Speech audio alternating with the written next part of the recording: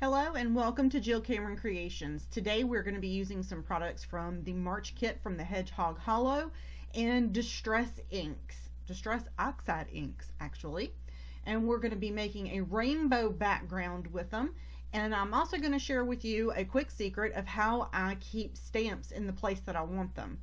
I use a piece of the backing, the clear backing sheet from a stamp set, and I just pop them over there. Ta-da! I laid my stamps out on just a piece of paper that how I wanted them to be on my finished product, and then instead of like putting them in a stamp positioning tool, because I'm not going to stamp them all at the same time, I just put them on the backing sheet that holds them in place. I don't have to have a camera or anything else. They're just there, and I can peel them off, put them in a stamp positioning tool, whatever I need to do, stamp them down, and it's done. Peel them off. Ta-da! I am using the domed sponge applicators from scrapbook.com that I absolutely love. A lot of people have trouble these are Distress Oxide inks, and a lot of people have trouble with the regular Distress inks.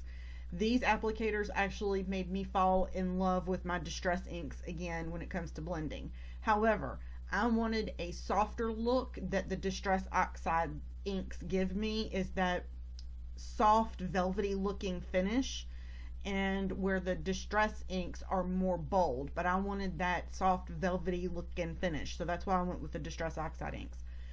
These domed applicators are a tad, they don't leave that edge mark like the regular sponge applicators do, and honestly I'm not a big fan of the makeup style brushes. I don't know what they're called. I know a lot of people really love them, but I'm just not a big fan of them. I don't like how I'm just not. But personal opinion, everybody has their own likes and dislikes for products, so there's mine. I really do like these applicators though. They do very, very well. The blending for them is awesome, and they don't leave the edge marks like a regular sponge applicator does. So anyway, okay.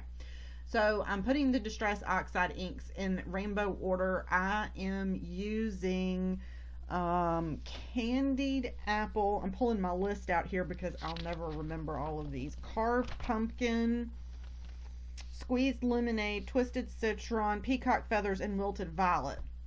I also pulled out some Mowed Lawn on this. The thing you do not see me do right here is I actually took my heat tool and I dried that bad boy, because I am doing heat embossing in black embossing powder. So it is imperative that my background be 100% completely dry for this next step. How do you know if it's dry? Use like clear embossing powder or something and sprinkle over it and see if it sticks anywhere. If it sticks anywhere, then you need to you can brush it off with a paintbrush, or with your finger, and put it back in the thing, and it will go away. It's perfectly fine. Use plenty of anti-static powder tool in this. And yes, I finally got me a new Misty. I got a mini Misty this time because, well, yeah, I don't do a whole lot of big projects, so mini Misty it is. Takes up less space too. So I am using the stamp sets from the March kit. I'm using Friends Who Craft Together and Crafters Embellish, and I am using the ruler one and then the Stitch Lines one. I'm going to put that back in here, and I am going to put my stitched lines in here and space them out a little bit. And I had them in the order that I want them, roughly in the places that I wanted them. There we go. Once it gets into real life, of course, you've got to adjust things around where you want it. But I kept the order and all that good stuff the way I wanted it. Now I can close my mini Misty here, and I can stamp this, and I had anti-static powder tool and make sure that that's all over this, and then I'm going to use my Versamark ink and ink everything up. Now real quick, I'm going to actually be doing a voiceover from a different section, so it's going to sound a little different, and that's coming up here in just a second. I use my Picscan mat and my Silhouette to die cut stuff all the time. Well, I finally remembered to actually record me doing the the actual pick scan part of it in Silhouette Studio. From what I understand, and I mentioned this in the video, and please correct me if I'm wrong, if the Cricut has a function like this and somebody can share it with me, I will be happy to include that information in a video so that everybody can use this. I know a lot of people actually use the Brother Scan and Cut function for something similar, but I already had this, and this pick scan mat is, you know, next to nothing for me to replace every once in a while, so I'm good with using this. Is what I had. So I am going to actually die cut these two things using my Silhouette. I still have a Cameo 3, and I'm getting ready to what you do is you put this on a mat and you take a picture of it, and I am going to show you how to do this in the software now. Alright, so I usually import designs that I don't have a die for into Silhouette Studio and use my pick scan mat. And from what I understand, this isn't a function that Cricut has. With a pick scan mat, it has registration marks on it to tell the machine where to cut, and I'm still using a Cameo 3. I do not have a 4. Mine works well for what I use it for, so I didn't really, I don't need to do any big cutting and all the stuff that a new Cameo 4 can do. I don't need any of that. If you need to have instructions on registration for all of the pick scan stuff, the tutorial over on Silhouette's website is really good. It's definitely improved from what it was. So it imports the mat and everything, and you just take a picture with your camera, and I upload it to my Google Drive, which syncs with my computer. And then what we're going to do is we're going to trace these two elements, and I'm going to trace the outer edge of it. And I'm going to go ahead and do the same thing to this while it's open. I'm going to trace the outer edge of it. Now, I'm not cutting it that way though. What I want to do is create an offset for this. And I usually do about right here. And then I click apply. And then I'm going to do the same thing to this one. And click apply. And then I'm going to go back in and delete that inside part. And this actually has a bunch of holes cut in it that I don't really want. So I'm going to release the path for this. And I'm going to delete those too.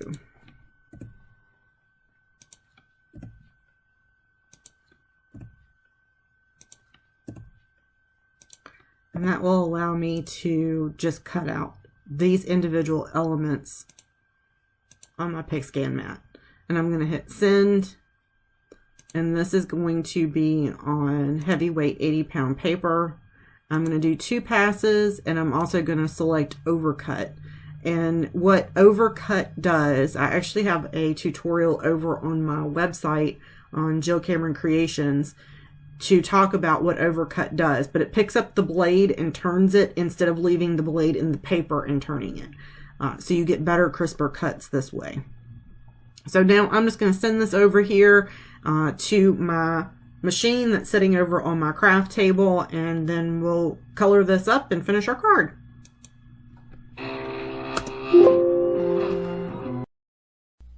And it's just that easy. It literally takes me maybe 5 minutes total, and I have some tips on how to get your pick scan mat to register if you're having issues with it, and also make sure that your firmware is up to date, and make sure that the version of your software isn't a beta version. I have a lot of trouble with beta versions of Silhouette Studio, and they're updating it a whole lot right now because of the new products and things that have come out recently. I just have stayed with an older version of it. And it works great for me. I have no problems. Okay, so now I'm actually using a couple of new products that debuted at Creativation this year. This is the Distress embossing pen, I think is what it's called. It's an embossing ink in a marker form right there, so you can put it in anywhere. I'm using Distress Glaze as well, and this is embossing glaze. Instead of where most embossing powders are clear, I mean opaque, that you can't see what's behind them, they're opaque. Embossing glazes are clear, they're a glaze, so you can see through them. I am very intrigued by this thought and this process of learning about these glazes. I'm excited about it. So I'm able to actually take this die cut image that I have here, and as you can see, I just colored in the little heart on there with my embossing marker pen, and I put some red Nouveau sports car red, actually, let me get that right. It's sports car red embossing powder on there, and I filled in my heart. Woohoo! That is so super cool to me. Now I'm actually going to fill in the word itself. I was going to Copic color this, but I wanted something really shiny and pretty and oh look, it's sparkly on there. And so I decided to go with platinum embossing powder because it's kind of neutral. It doesn't take away from the background, but it still has its own beautiful shine. And I'm literally just coloring in on the inside of it. You can't see this on camera at all. No matter how I tried to get it in there, you cannot see this on camera, but the paper changes color just slightly in person so that you can actually see where you've colored and where you haven't. I would recommend not holding this with your fingers. Put it down on a cutting board or something. I chased this poor piece of paper around so I wouldn't burn my fingers. Oh, it was so silly of me. Anyway, so I die cut, embossed that, and I use coffee filters. I use them 4 or 5 times, flip them inside and out, shake them in the trash can to get all the little bits out of them. I reuse mine constantly. I'm going to actually pop up my sentiment using some thin foam tape, and then also I'm going to adhere the needle part down flat. I had thought about putting some jewels and some extra sparkly stuff on this, but this is a beautiful card without anything else, so I just adhered this to a 4 1/4 by 5 1/2 side folding note card instead of a top folding note card, and that was that. Simple, easy peasy, lemon squeezy. And this video is coming out, I believe, on Wednesday the 11th. So after that, you will see more of me over on my regular homepage, more blogs, more posts, because I am back home working. I'm no longer out of the house working, and I am so stinking excited about it. Today is my first day back home. I am so happy. Oh my goodness, I am so happy. I'm not working out in corporate America anymore. I am back home where I belong, making beautiful things. As always, the products I use will be listed down below. And if you have any questions, comments, or want to see something, let me know. Don't forget to head over to the Hedgehog Hollow and get your kit today for the March kit. And there's some over there that's still from past kits that are totally awesome. And check out for future kits as well. And I hope to see you very soon. I'm going to finish up this card and have a great day.